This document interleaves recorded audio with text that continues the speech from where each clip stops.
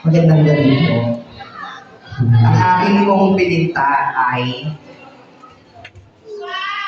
Ice for Sale. Nakakatawa po, di ba? Ngunit ang gantong uri ng negosyo ay hindi ko ikakahiya. Dahil ang negosyo ito ang siyang bumuhay sa akin at nagpakain sa akin sa aking buhay ngayon.